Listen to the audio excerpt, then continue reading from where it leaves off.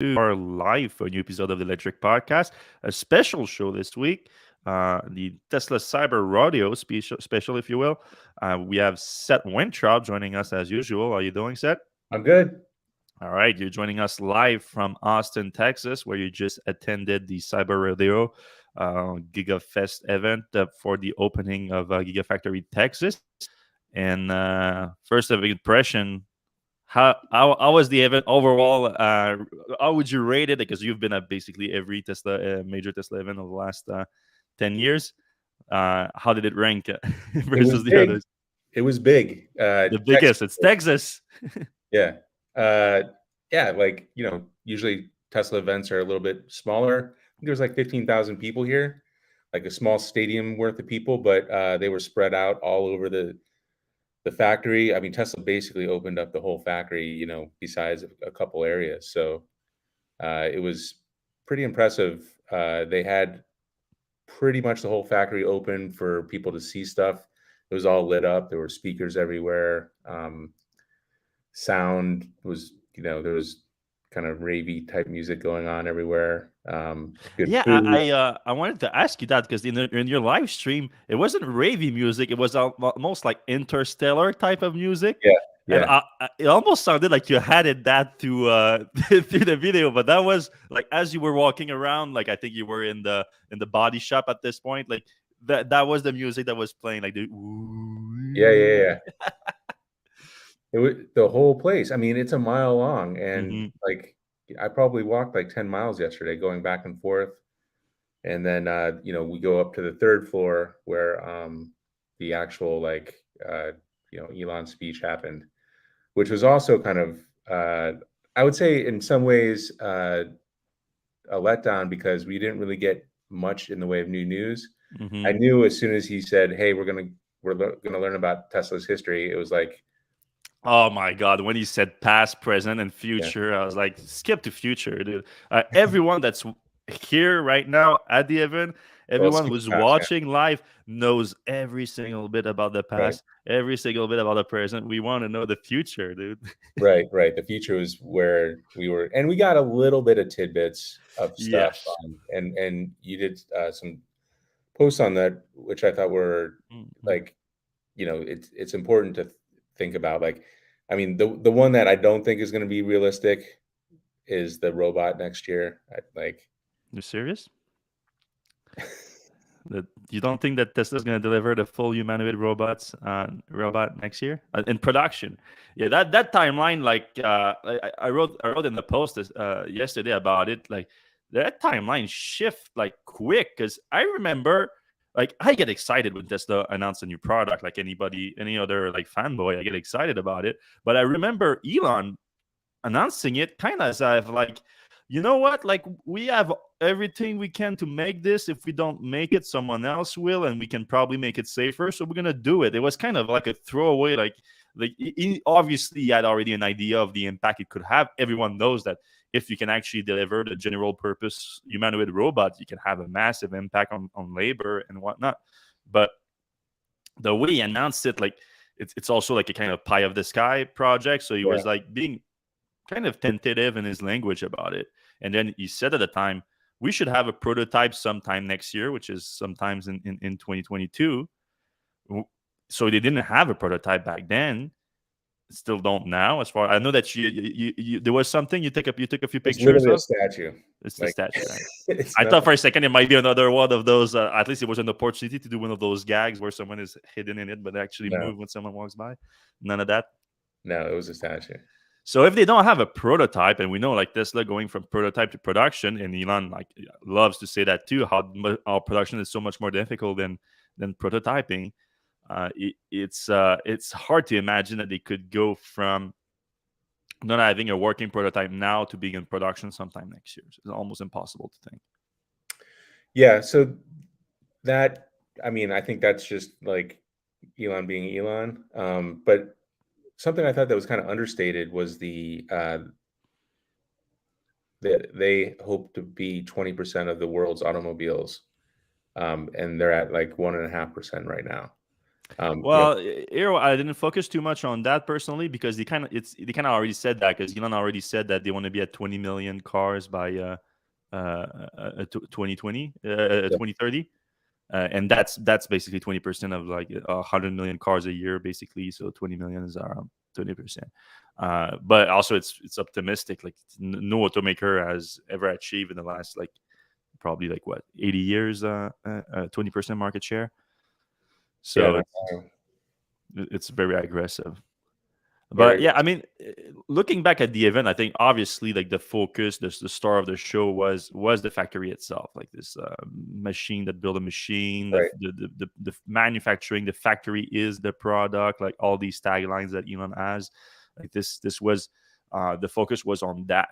But the most disappointing thing is, like, I understand that. I understand like this is a major project, and congrats to everyone involved. It's the biggest building in the world, basically, biggest factory in the world. It's going to be probably the most highest production capacity factory in the world. But okay, the well, people don't get excited really about that, like about a factory. Like the hardcore does, like for sure. Like I get excited about it, but for the most part, this is not like, oh, Tesla a new factory. Locally, it's a big deal, obviously, for the economic reason and whatnot. But on the bigger scale, like the big news, I think main news was the start of deliveries of the very first made in Texas Tesla vehicle. I think that's a big deal. Like that Yep. was that would have been basically the main headline for most people, in my opinion.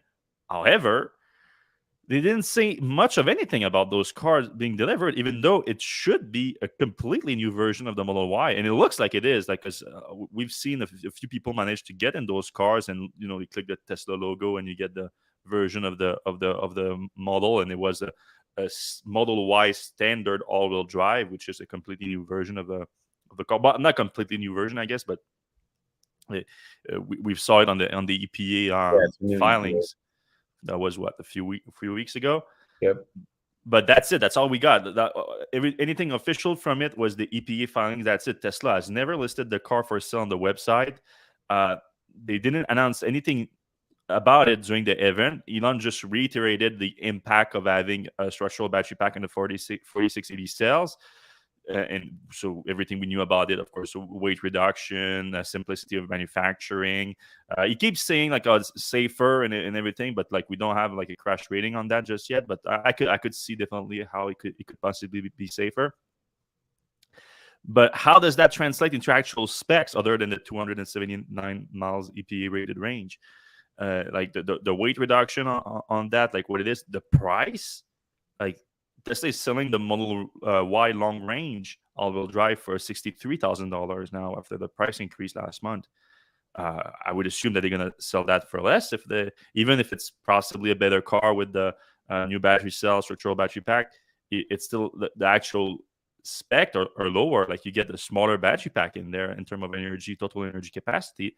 So like, I, in other words, I'm thinking like, how did people even buy that car? Because Right. Tesla never Well, listed it. I think the answer is that these are all Tesla employees that are taking delivery of their cars. That would make the most sense. But then my second question after that is like, what's happening now? Because the factory was in production, right? That like they were Oh, for producing sure. car. Yeah, so they're producing car right now, and uh, Tesla has yet to list that car on the website and to sell them and to like take orders from them. So where those cars are going to go? Are they all going to go to employees with deals that are made like just internally with Tesla within Tesla? Like, how long is that going to be? And not only that, like the only thing that I think could make sense for Tesla not to list publicly that vehicle just yet and take new orders for it is that uh, technically, if there's not a backlog of order for it beyond whatever they sold to employees, you could get that car quicker, a lot quicker than the Model Y is back order for minimum 6 months and up to like a year at this point. So maybe it would make sense to before listing and taking new orders specifically for the Model Y standard all-wheel drive made in Texas to offer it to people that already placed a long range order. Maybe like that they would be willing to take like they chose that model not because they wanted that 330 miles of range, but just because it was the shortest range and cheapest Model Y that they could buy. And now, if they can have, let's say, like a $5,000 cheaper Model Y with 50, what is it, 50 miles range, less Something range, like that. they Yeah. would take that. You think that makes sense? Yeah, absolutely. I don't know when they're going to list it on the website. They would have to, it has to be publicized before people are going to buy it. There Mhm. weren't any like window stickers or anything available. Does Tesla even have to do a window sticker? I guess. Well, If I you- get it. Maybe there's a workaround if because, like, what does it mean to deliver a vehicle? Like, because that's the only phrasing that they use, like the first deliveries.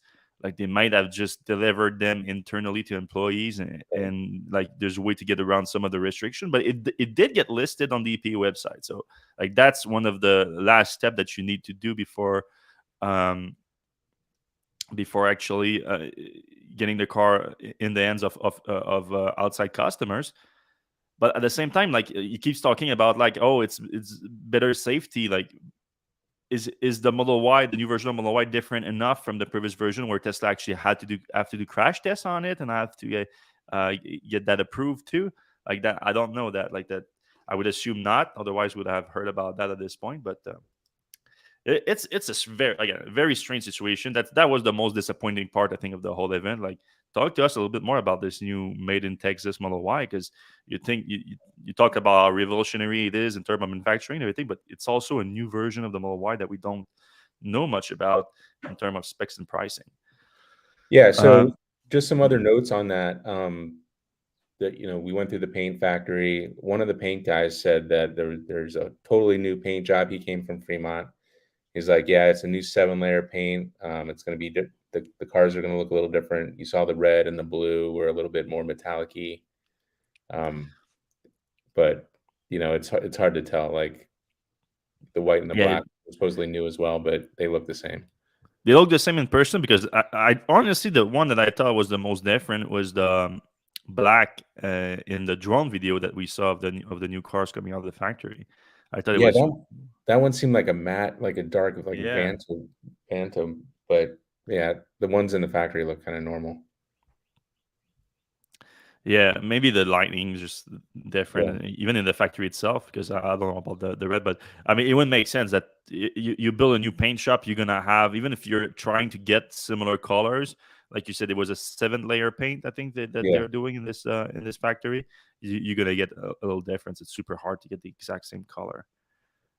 Anything else that stood out from the factory in terms of One what cool they? thing is they make the motors there. They were able to make the motors in a footprint half the size of their old motor thing in, I guess, Fremont. I think Um, Nevada. No, I think oh yeah, they the make the Model 3, motors. Model Y, I think they made in Nevada. Yeah. So half the square footage they've made it. And the guy at the area was like, yeah, it's the microprocessor ideology.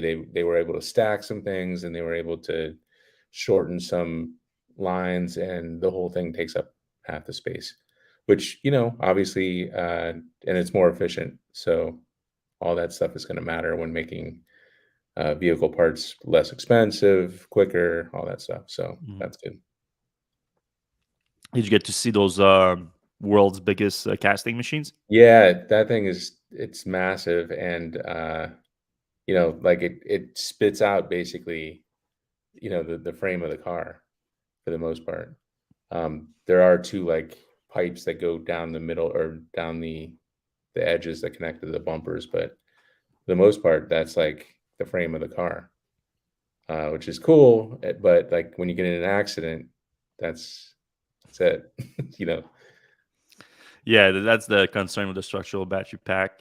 I know there was a bunch of videos that they released of the 4680 cells production at the factory, but I assume they didn't let you get into those area of the factory. No, but I mean, there were parts where you could see the structural battery pack, Hmm. and it does seem like more as part of the car than like something that they affixed to the bottom. But yeah, you're right. They didn't give us enough of that. Hmm. No, I mean, there's a lot of things that were impressive on the factory when he released those images of. I'm still working on a bigger post on the factory, but the most interesting thing was the map of it. If you compare the map of Fremont to the map of Gigafactory Texas, the path, the the path of the vehicle when it goes from just raw materials into the final assembly line makes so much more sense than Fremont. Oh yeah, Obviously, like that's gonna happen if you design a factory from the ground up versus like retrofitting one that I don't know how old Numi was when Toyota and GM was operating it, but it was pretty old.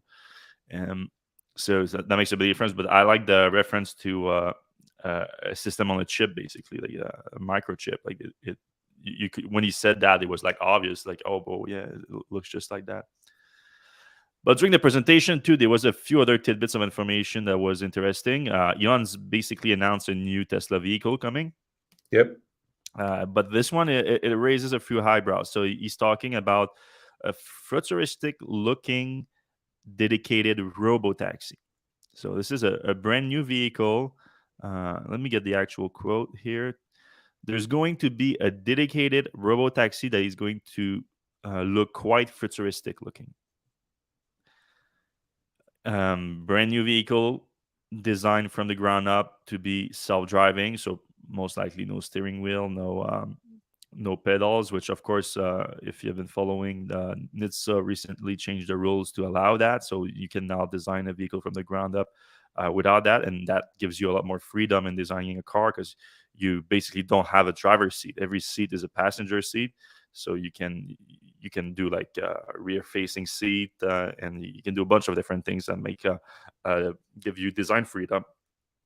But within the context of full self-driving, the development of full self-driving, that's another thing that Elon said at the same time. Just before he said that, he he said that the goal right now is for every people that order the full self-driving package in North America to get the beta by the end of the year, which is a lot different than a million robotaxi on the road. Like is getting the beta is, I understand that the robotaxi go requires regulatory approval, but here's the thing for the Tesla absolutists now that like think that Tesla is so far ahead of everyone in self-driving, and I get the argument to some degree based on the vision system and everything, but this whole idea that oh yeah Tesla is basically there, like the bigger question is then when the regulatory approval is going to be there.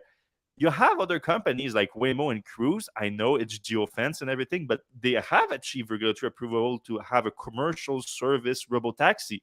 They have that in San Francisco and in Phoenix, in other markets.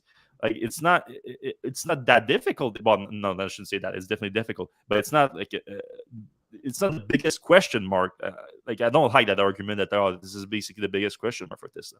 For Tesla, the biggest question mark is still achieving a true full self-driving system. There's no doubt about it. Um, and now this idea that Tesla went away from like oh, a safer than human driver by the end of the year, a million robotaxi by the end of the year. We don't hear that from Elon that much now. Now what we heard yesterday was full self-driving beta for everyone that purchased full self-driving package in in North America so far, which is not nearly as exciting as and but what maybe what's a little bit exciting for some people, and maybe for you, Seth, is that implies the no more driver safety score because if everyone gets it, it doesn't matter if you have a good driver safety score or not. yeah. That is sort of exciting, except so there's always like, hey, am I crazy? Is full self-driving really a lot closer than I think, or a lot of the people that I talk to think? It was kind of refreshing to hear. Like I ran into Brooks from Drag Times, great guy, a couple other people, and we're all just chatting about full self-driving, and we're kind of like, is it working for you? And most of the people that we were talking to were like, no, not at all. It doesn't Mm, seem like it's going to be ready anytime soon. Like it doesn't seem like it's going to be ready in a year or mm, 2 years or 3 years. Like it's improving and it does work on certain circumstances, but like this, the the, the full self-driving robo taxis, it doesn't seem realistic in the anywhere near future. mhm, So it was kind of strange to me then when Elon was saying something about full self-driving, how many people here love it or whatever, Hmm. and everybody was like, yeah, whatever. Hmm. But like those same people, these are like the Tesla Twitter people were like, yeah, it's not working, privately, one-on-one. So I don't know what's going on. It's like, seems a little culty to me.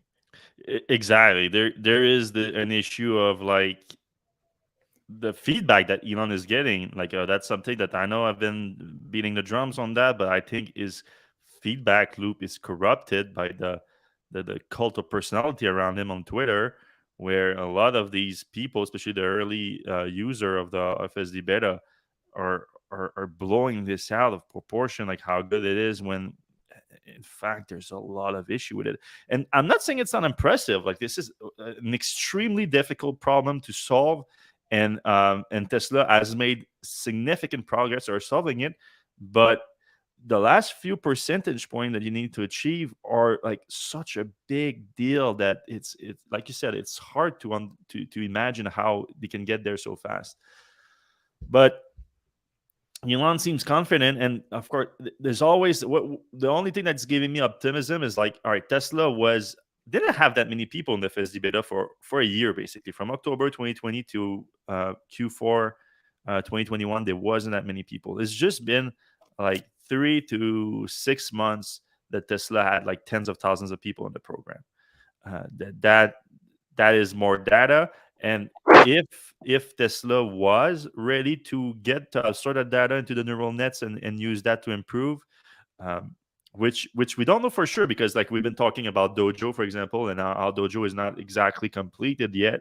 That they have like one cluster, and it sounded like they would need Dojo to have like automated video annotation to feed the neural nets for training.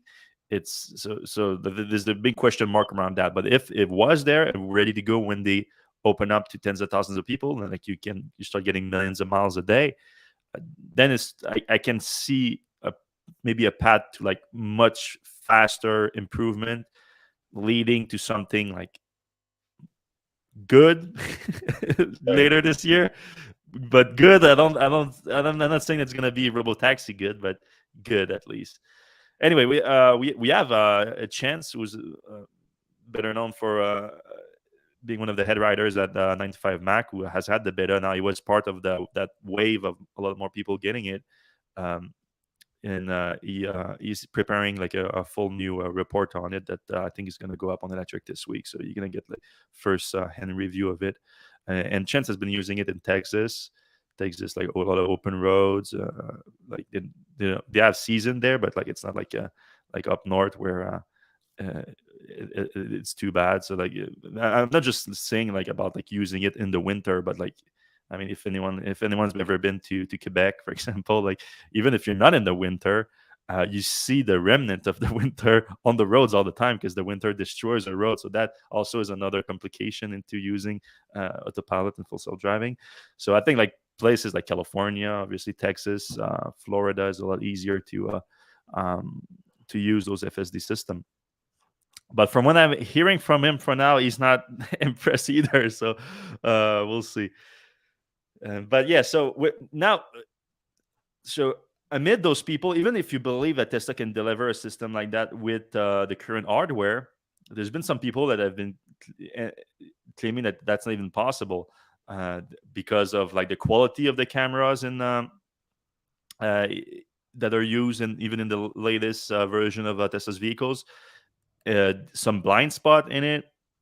Uh, Computing has been an issue. Like computing, like you would think it's an issue that's fixed.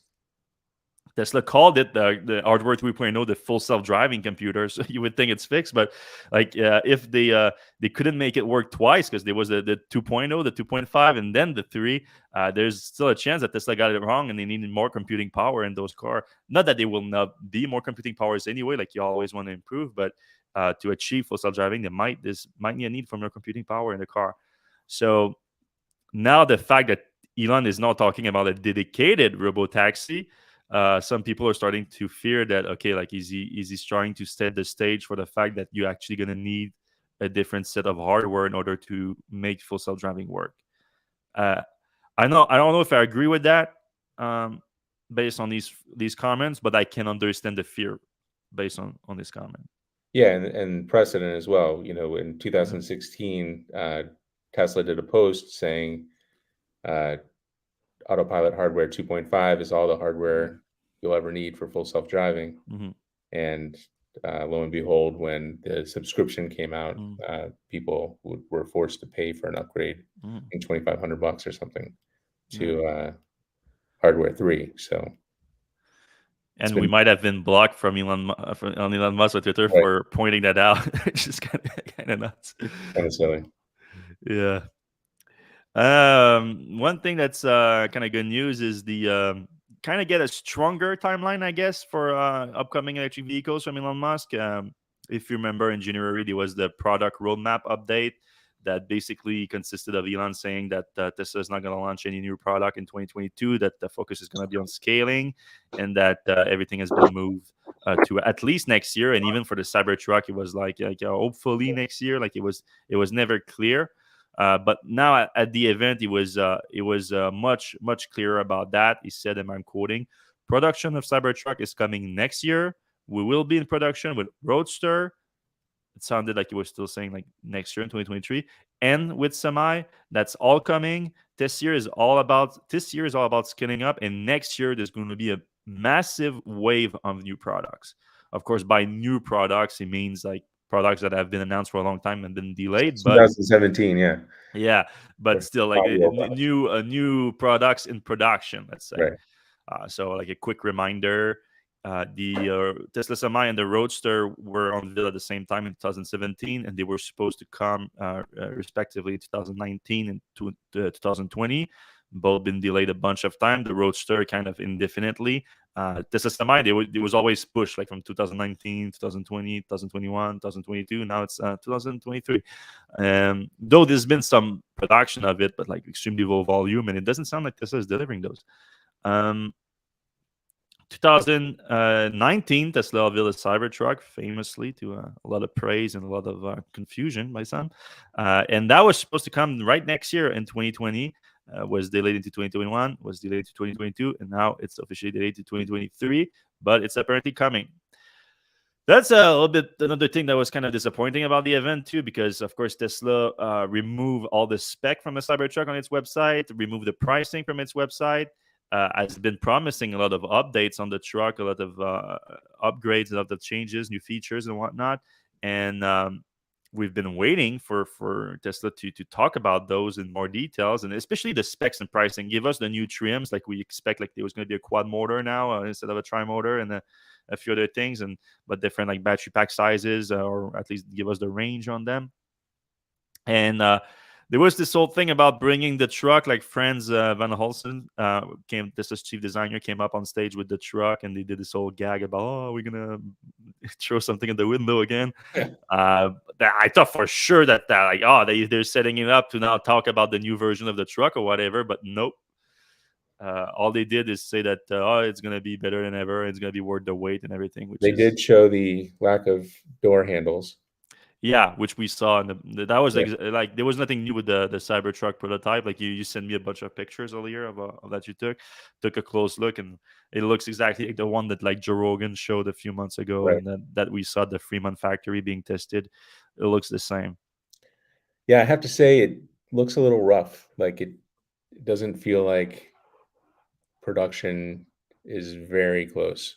The one that they showed, maybe this is one from a couple years ago or whatever, but Mm. it like all, of course there's always the panel gap thing, but these like the nothing fit together right. It felt really, Yeah, I noticed that too. I mean, it is a prototype, and yeah, look, not only it's a prototype, excuse me, but like I think that Tesla literally hasn't really invented the production technique needed to do the exoskeleton on that truck. right. So I think it's probably like not a real exoskeleton on that truck right now. Like it's just like they It have a design for it that they know what they want, but it's probably not it. This is probably not really it the looks truck like just bent sheet metal, to be honest with exactly. you. So exactly that's what it looks like. So hopefully if the I hope that they have figured that out, at least in theory, and now they put it in practice. But um, I do believe that the production version is going to be a lot better looking than this.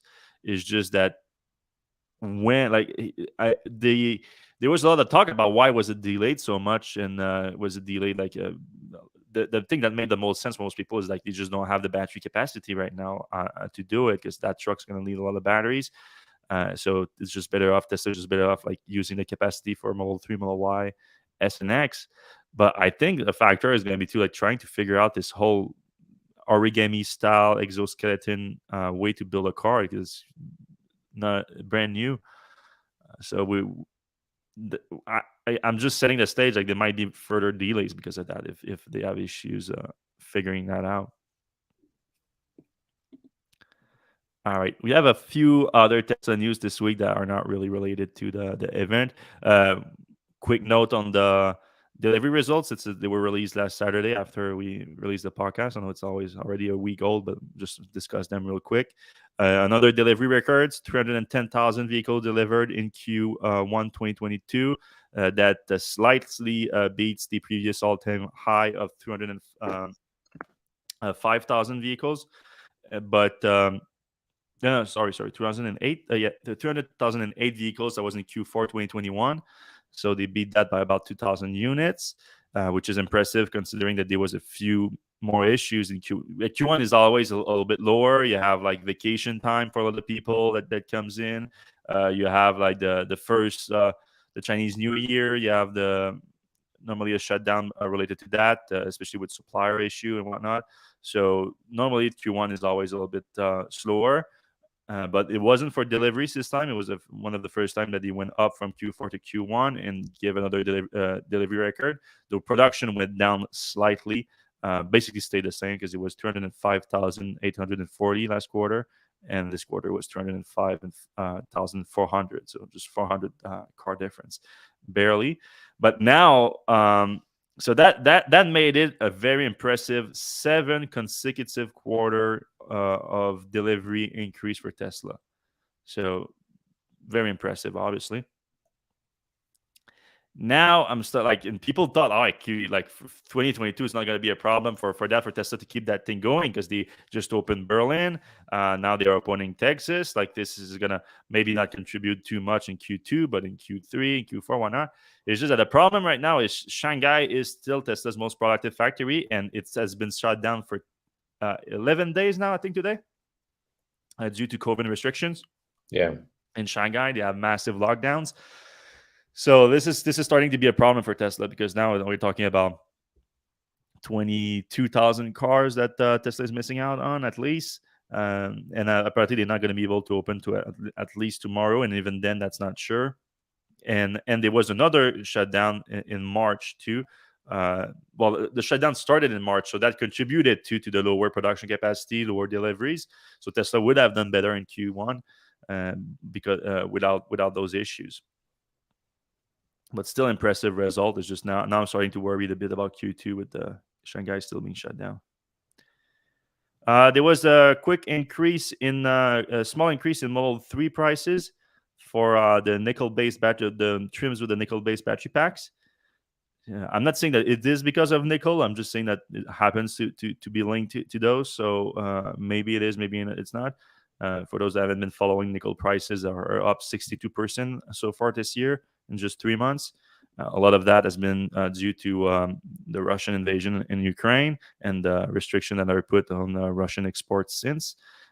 But yeah, so this is the Model 3 long range went from 54,500 to 56,000, and the performance version went up from 62,000 to 63,000.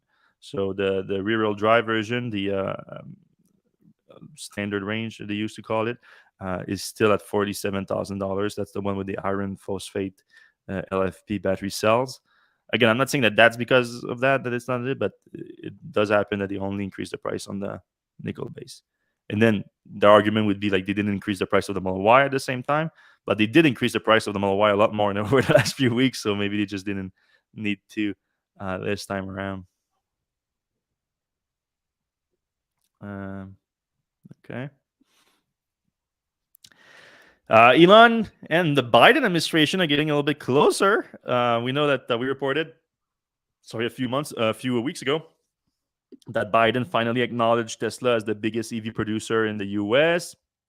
That followed months of what Elon and a lot of Tesla fans saw as like a slight at Tesla by the Biden administration not never mentioning Tesla. And of course, there was the famous comment that he made about Mary Barra, crediting her for being basically like single-handedly electrifying the auto industry, which is obviously madness. Especially like a quick comparison. Just last quarter in Q1, GM delivered 400, that's it, 400 EVs. Tesla delivered 300,000. So just obviously GM has 1,000 times more. No big deal. yeah has an issue sort of out of its control with the LG batteries, with the Chevy Bolt EV and EUV. Though I kind of blame GM too a little bit on that too, because like they didn't handle that situation very well either. Like it took them a while to actually get on top of it. If you compare it to like Hyundai having a similar situation with the Kona, and they were on top of it a lot faster. And they're delivering new Kona now, while GM is just this week restarted production of the Bolt EV and Bolt EUV. So at least we should see more deliveries this quarter. There's of course the Hummer contributed for 100 units last quarter. Hopefully a little more this quarter. And there's the Lyric. The Cadillac Lyric is kind of we don't know what's happening exactly. We know they started production last quarter on it, but the GM has never wanted to actually confirm when deliveries are going to start on it. So we're going to have to keep an eye on that. Usually, when they have a Lyric event, like a drive event, Mm-hmm. that usually lines up with like the first deliveries. And my understanding is like that is planned for June. So I think that's when they'll start delivering. Okay, sounds good. June, yeah, and they said that May is when they open up orders again, though. Oh, well, Yeah, I think they would time the orders with the reviews, because the reviews like is gonna bring more orders, I would think. Well, we'll see. we'll see. All right, the other big news this week was Elon Musk buying Twitter. That was a big deal. So when I say buying Twitter, it's not buying the whole platform, but he's already the largest shareholder of the platform. So what was revealed on Monday with an SEC filing was that like you have to file with the SEC when you start owning more than 5% of a company, and turns out that he had already at that point 9.1% of the company. So Elon filed for disclosing his stake in the platform, which he actually started buying back in January. So it's been a few months that he's been buying the the stock, which is kind of strange too, because it was just last month that he was still talking about building a competing social platform for some reason. It was like Twitter is like going nowhere with the free speech and whatnot. So he was still floating this idea, but he was already really invested in the company at that point. And of course, then he increased his stake to 9.1%, worth $3 billion in the company. And so that was revealed on Monday. And we know that Elon is not really a passive investor. It's not really his thing. He famously said that he doesn't own any public stock other than Tesla's. He's, of course, a big shareholders in other companies like SpaceX, the Boring Company, Neuralink. But those are all private companies.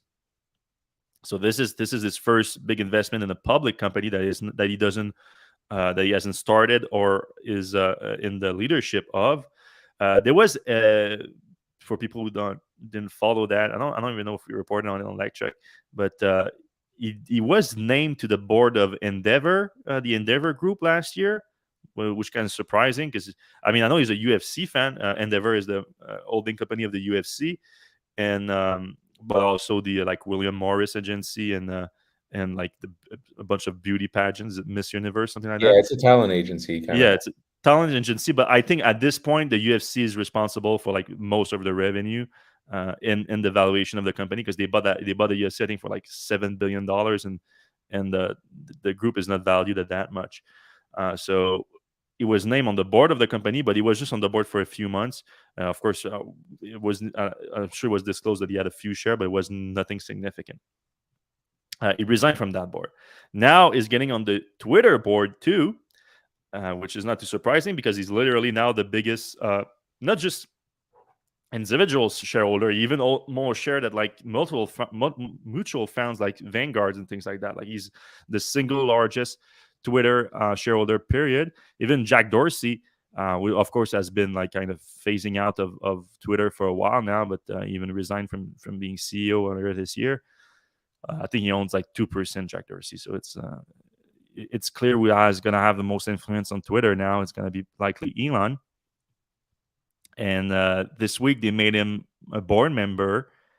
But a lot of people were starting to think, okay, Elon might be kind of doing some kind of hostile takeover here.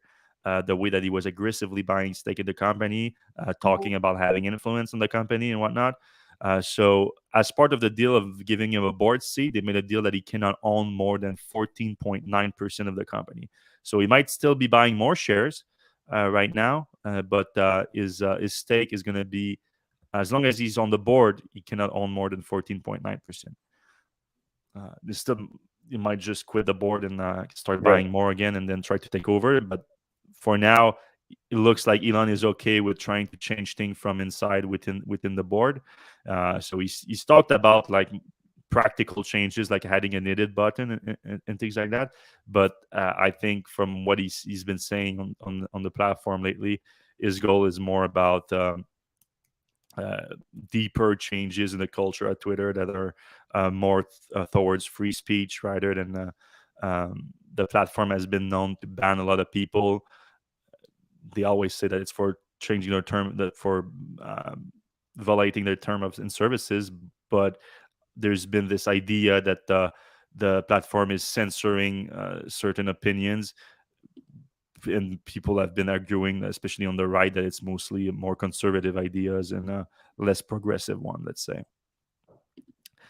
And Elon, of course, says that he's a free speech absolutist. So it's gonna very interesting development because, of course, Elon is a big influence on that platform, and this is basically where we get most of our Tesla news now that Tesla doesn't really have a PR department to push things out. It's just him on the platform sharing things, and now he's literally like one of the biggest investor on the platform. Anything to say about that, Seth? Yeah, it's hard to see where it's going to go. It could go obviously a lot of different directions. The billionaires shouldn't control the mediums of communication. Part of me is like not Mhm. really feeling great about the situation, particularly because obviously we take in and put out a lot of information on Twitter. So um, you know, just having anybody in control of that, and Elon doesn't typically do things passively, Mhm. is a little bit disconcerting, because in the past, Elon for us specifically has not been open to, um, what did he call it? Negative criticism? No, Mhm. Feedback. negative feedback. So, the specific example we had was we did a story about how people with the 2.5 hardware were going to have to pay to go to the full self-driving subscription when, in 2016, and it's still up on Tesla's site, they say that the 2.5 hardware is the only hardware you'll ever need for full self-driving. Mm. We called that out. We said, hey, how can you say this when you have this on your website? So, basically all we said was like, Mhm. how can you have these two things coexisting in the same reality? And obviously And he's we suggested like a solution too, like an where easy solution. yeah, an easy solution. Like if you're worried about the cash flow related to that situation, make it credit on the subscription model so that people at least don't just get the new computer and subscribe out, and then you're like, yeah, you're out of whatever is the actual value of the computer. But like people are gonna have to at least use the subscription model for however many months it is before you pay back the computer. Right. That seemed like a very Easy. reasonable suggestion, but Elon then blocked the Electrek account and blocked me personally, even though I didn't even write the article. You were And asleep. yeah, I was sleeping when that came out. I think I did come up with a solution, though I did hide it after the article after the fact. But and I didn't say anything to Elon about it, and he Yeah, blocked me. it's frustrating because we've kind of gone back and Mm, forth, in his favor and, yeah. not in his favor. And, to have him own the platform Hmm. or, a controlling interest in the platform. And that seems a little bit scary. Hmm. Don't don't really think that's gonna. I don't think it's gonna end well. Is basically what I'm saying. I'm worried it's not gonna end Yeah, well.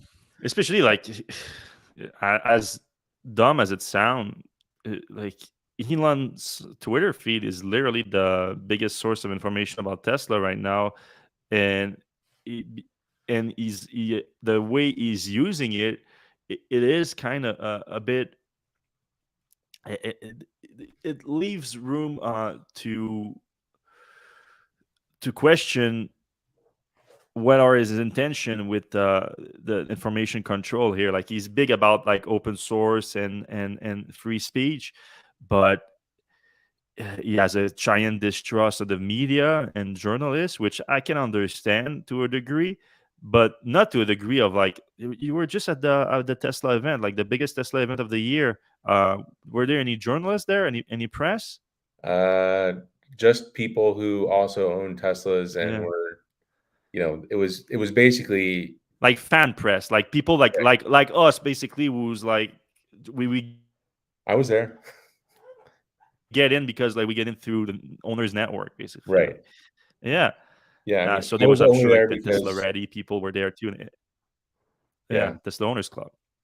So my like if so the media has a role in those places. Like they're gonna ask the question that are a little bit more challenging. They're not the most comfortable question, everything, but sometimes they are important. Not always. Sometimes they're dumb and like you should already know the answer and whatnot. But they are more challenging question when you just have a bunch of Tesla super fan there. Like they're not really gonna challenge anything. And so the way it sounds to me, it sounds lazy a bit from Elon. Like he's taking the easy way out on this, and you see him do that on Twitter. You see him on Twitter. He interacts only with the people that are praising him and the company all the time.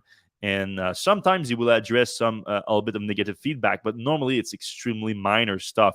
He doesn't go into the deeper like real issues, which not to toot our own horn on Electrek, but we have done that several times. Like even though we are a big fan of Tesla and especially Tesla's mission and Elon Musk himself, um, we we don't shy away from like, hey, like I think there's something wrong going on here. Not that we always get things right too. Like, I mean, I'm not like you can challenge us too on that, but from the most part, I think like we try to be in the best interest of the mission and consumers. I think that's our approach basically, and we're not allowed to do that anymore. Literally, like you got in the event itself, but it's not like you were able to ask any question or anything like that.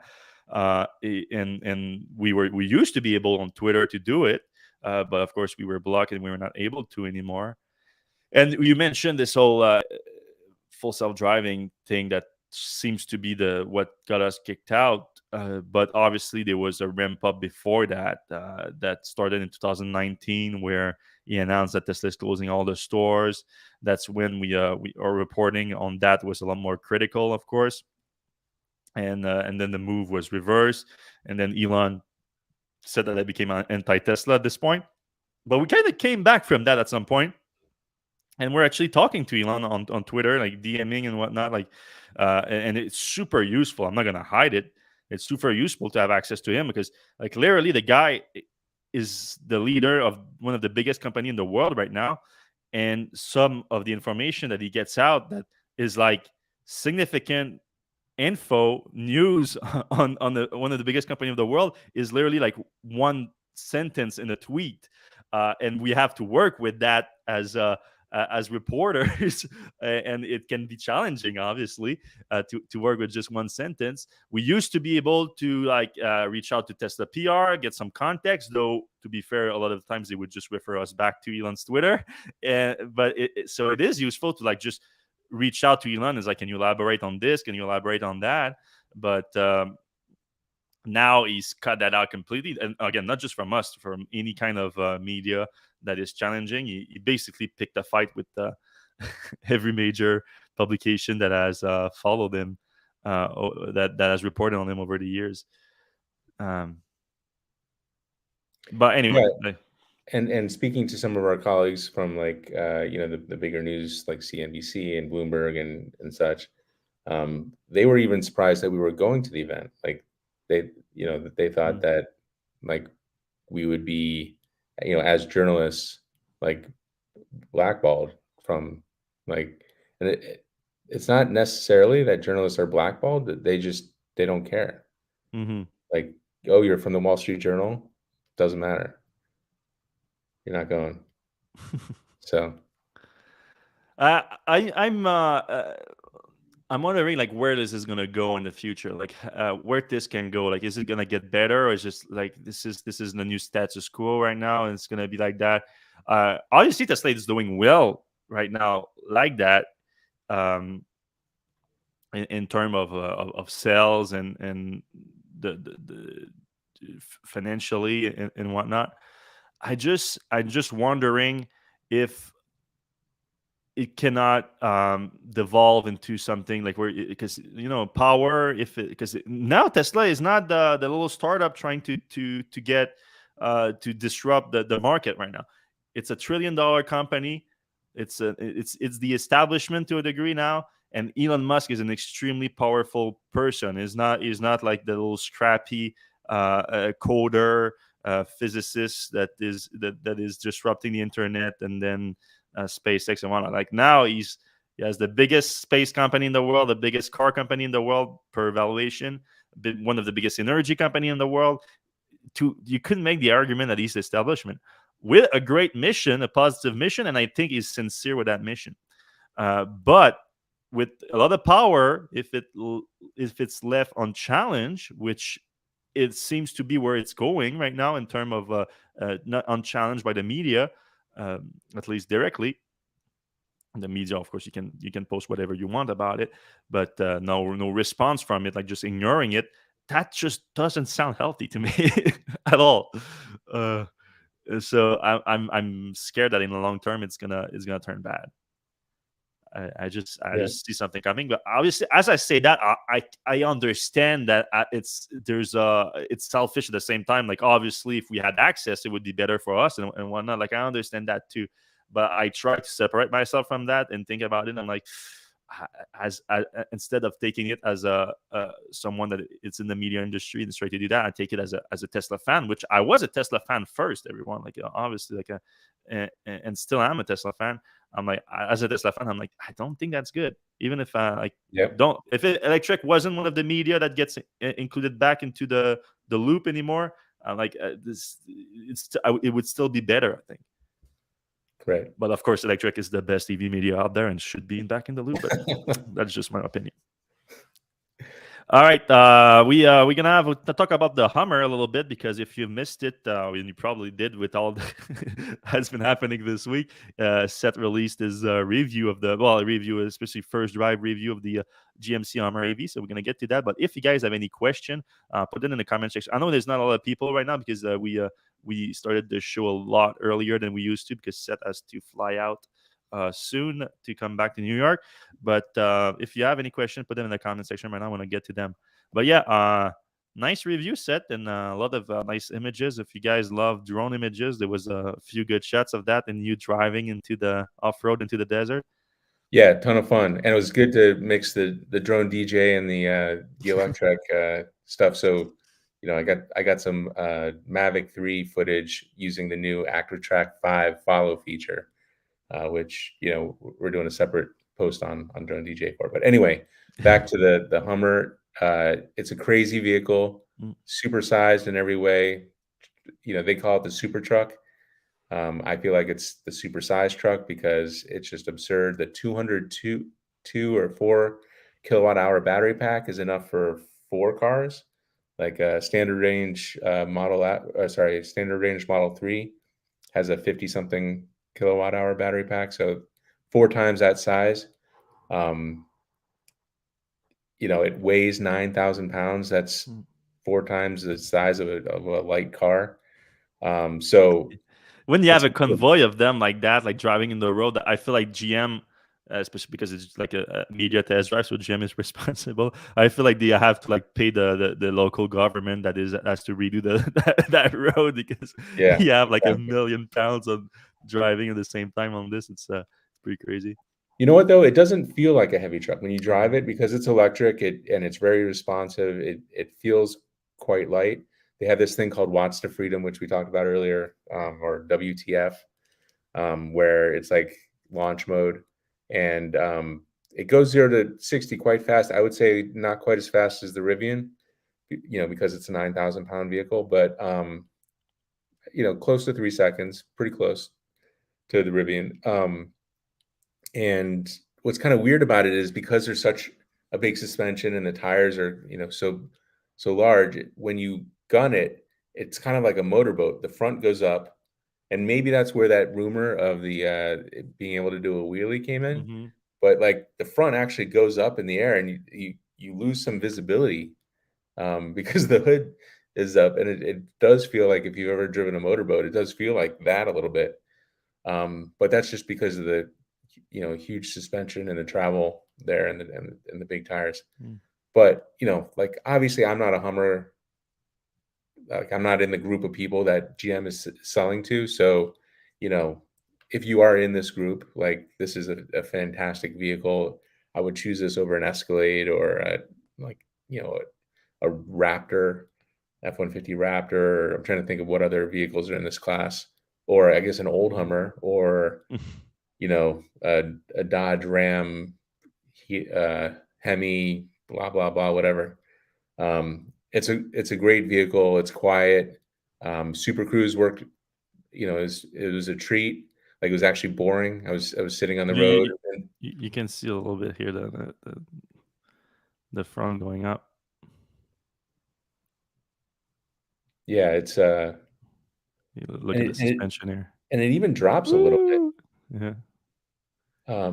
So like the suspension actually goes down. What's wrong with this video? It keeps flashing. Yeah, I don't know. Yeah. Um, Interior super nice. It's a cool motif. They brought in some external designers that have done some great work. It The was switches are cool. Huh? I bet they. I haven't been in it yet, but I bet they feel satisfying to click. Like they look satisfying to click. Yeah, and the UI is Mm. solid. It's kind of like, interestingly, it's definitely not like Chevy Bolt um, kind of feel. It doesn't feel like an old school GM car. It's definitely new. So interior's nice, vented seats, lots of interior room. You can take the top off, Removable top. Yeah. which is quite easy, actually. It's just 2 levers for each piece of glass. There's 4 pieces of glass. You can put them in the front if you're driving around, or in the garage where most people will put them. The back window rolls down just like any other window, and even the top bar. There's a bar between the glass. You can unbolt that. That's like 4 bolts. It takes a little bit longer, but in 5 minutes you can go topless in this thing. And the T-bar, T-tops kind of reminded me of Smokey and the Bandit, kind of 70s Camaro or Trans Am uh, look. Anyway, lots of fun. Taking it off road with the top down was fun. Got a little bit of dust in the nasal passages, but gonna survive. Uh, just a really fun, over the top vehicle, over the top in every way. I think the people who have $100,000 to spend on a play toy truck are gonna love it.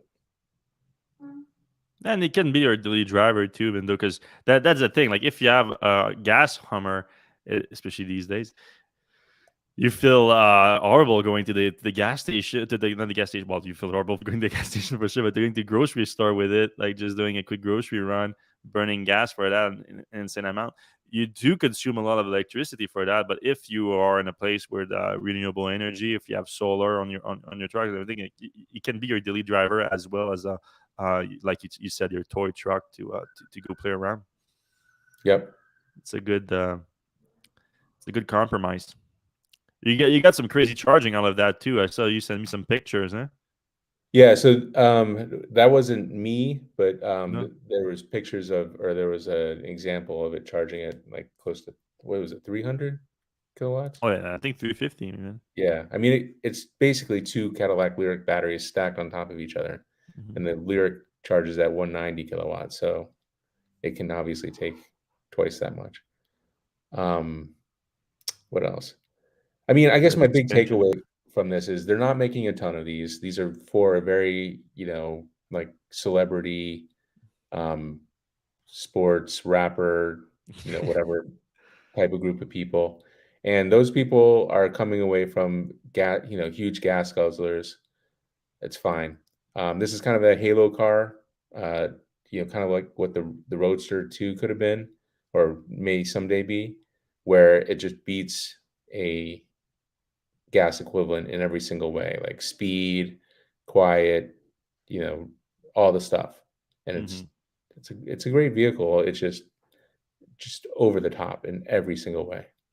Yeah, if it could be the new like go-to for rappers and celebrity like the G Wagon is or the Range Rover is, if it Right. could be replaced with that, that's a plus That's for a win. yeah, that's a win for everyone. And like even if like the average kid that's like a big fan of like the rapper and everything like and instead of seeing them in a gas guzzling G-Wagon, you see them in an electric vehicle. Even if you're never going to be able to buy the Hummer EV, it gets you thinking about electric vehicle, like what other electric vehicles are out there. Like this is all good stuff, I think. All good stuff. All right, so we only have a few questions All right. this time. Ray Wybe says, "How will someone buying a Model Y know or control it coming from Austin?" Yeah, that's you probably missed the beginning of the show here. That's what we discussed. Like this is the most disappointing part about that event where we don't even understand how the new version at the Austin factory fits into the lineup right now. My main theory is that the production is still extremely low right now. Tesla is delivering them either just to employees or maybe is reaching out to people that have long time order on the Model Y long range and offering them to upgrade or I mean upgrade or downgrade depending on you see it, because it's like an upgrade that you get the new battery pack and whatnot, but technically a downgrade in range and hopefully a downgrade in price. So for that, that's all I'm thinking. Like, that's my main theory. But I would like to see Tesla add that vehicle to the website some point soon. Yeah, it'll be interesting. Let me just like I know it's not in the main question, but like you have Mark Never here saying that set 9.1% or even 14.9 does not give him a controlling interest. I get what you're saying. You're obviously right, but this is Elon Musk you're talking about. Uh, that makes him the largest single shareholder. So even though if it's not a controlling interest, he has the most power on the board technically. And you know what happened as soon as Elon Musk was disclosed that Elon Musk has a stake in the company, the stock went up 25%. Why did that stock went up 25%? Because a bunch of Elon Musk fans started buying the company. Uh, that gives him a ton of influence. Like that, him buying, all his fans buying, he's gonna like if he decide to vote something on the board and he lets people know this is what I'm voting on this particular issues, you're gonna have a wave of people that's gonna back him. It's basically the equivalent as a controlling interest, if you ask me. That's what's happened at Tesla.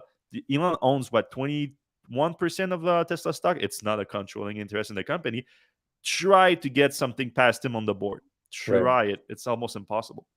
And then, if he backs out of it, the Mm. reverse happens, right? Yeah. So if you know, if Twitter wants to do something without Elon and says, "Hey, you can hit the road," he can sell all Mhm. his shares, and all of Mhm. his fans will sell their shares, and the stock will Mm. drop 30%. Yeah. So, There is some of that. All right, moving on. G. Lawless, do you know where and when Tesla is planning on making Optimus? He made it sound like it's going to be Texas, right? Yeah, it sounds like it. I But mean, then at there's the same time, space. when he did the whole map of the factory, like future production was took like a relatively smart part of the factory, which I thought would be the Cybertruck. Which the Cybertruck I know is going to be a lot volume wise won't take that much because of the whole body structure and everything. It should like actually be a super efficient in terms of production space, but a million cars that they want to produce out of there. Like it's gonna be pretty wild. But like you said, though, there's 3 stories to this building, so they could Right. fit that in a specific spot. Also, they have 2,500 acres there. They can make another building, though I don't think they can make that if they want to enter production as soon as next year. So yeah, but I think Gigafree Texas looks like it's gonna be the place for it. Yeah, and there's a lot of space there now, so Mhm. um, we'll see. All right, Adam Wilcox says, any insight into the new battery production volume in Texas now? I didn't share anything during the presentation. Obviously, I don't think they shared anything with anyone there at the during the tour. No, Yeah. they did have that little short about 4680s being Mhm. built there from raw materials. So theoretically, they can double it. They just have to make more of the machines that are making the machines, right? Mhm. Mhm. So I think it's kind of infinitely scalable as long as they can continue to get the raw materials and they have the demand, which seems like unending at the moment. Mhm. Yeah, the demand is unending, but like the supply is the issue, and that's the reason why I'm so bullish on Tesla versus basically any other automaker. Is that they saw that coming from a mile away compared to Decade, anyone else. yeah, decade. Everyone knew that. Oh, like raw material supply for battery production is not anywhere near where it needs to be to switch the whole fleet to electric vehicle. Everyone knew that, but everyone was looking at the Bloomberg new energy timeline, and like the this is what's gonna be and everything like that. Like, and of course that timeline, to Bloomberg's credit, they keep updating it every year and making it more aggressive. But people like us, people like Tesla, have been on a completely different timeline for years. So when Tesla says that they plan production capacity for the Model Y of 500,000 car a year at Gigafactory, Texas, they've been planning that for years too. For the time that they were building that factory, they've been building the supply chain for it for years. And this is completely different from any other automaker that most of them have only like flipped that switch in the last year or two. Tesla has flipped that switch 10 years ago, and maybe they couldn't like secure the supply 10 years ago, obviously, because they weren't in a secured position enough to do it. But in the last few years, since it's became such a big company, and such a financially successful company, they are making those huge deals right now to be able to secure the supply for long term.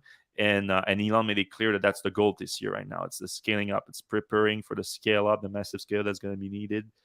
So I don't think this. While I do believe other automakers' commitment to electric vehicle, I don't know how ready they are supply chain wise. The one that I'm most optimistic about is Volkswagen, because and funny enough, it's because of Dieselgate. Basically, after the Dieselgate, they flipped that switch. So that was 2015, maybe 2016. They actually flipped that switch completely. I think, not completely, because there was still some fighting back internally, but they started making the first step in 2016 toward that. Herbert Diaz is to be credited for that, obviously. But I think that and they've been smart. They made investment in Nordvolt, for example. That was a smart investment. I think they are they are in good footing to be like the biggest manufacturer in Europe for batteries. The QuantumScape is more long term, I think. Like they're in a good position. GM is not too bad too with the LG deal. Like that's was probably a good deal for them long term, but it was late. Well, I think it was a little bit late. I think it's going to be a while before you see the kind of volume from GM that you see from Tesla now. So yeah, I'm super bullish for Tesla, even though I have my disagreement with Elon Musk and with Tesla. Uh, the volume wise, and it's kind of weird too. Like we just a few years ago, like Tesla manufacturing was not like was looked down upon as like this is not like, this is a great technology company, but they don't, production is not their forte. Like now it's a completely other way around. Like everyone has to look at Tesla as like a master of production, basically. Yeah, and hopefully the quality continues to improve. Yeah, there's still some issues with that, and we keep an eye on that for sure. All right, well, that's it for the show this week. Thanks a lot for listening to this kind of Cyber Rodeo special, though we had time to cover other things too. If you did like the show, please give us a thumbs up on whatever platform you're watching right now. It helps the algorithm. We love the algorithm, even though we would like them to be open source like Elon Musk on Twitter. And if you're listening on your podcast app, please give us a 5-star review. That helps a lot too. Nanda Halt's at TeslaCon time. I think that's where you're going right now, Seth. Is Yep, I'll be there in like 10 minutes ago. it? All right. Thanks everyone for listening. We'll see you next time.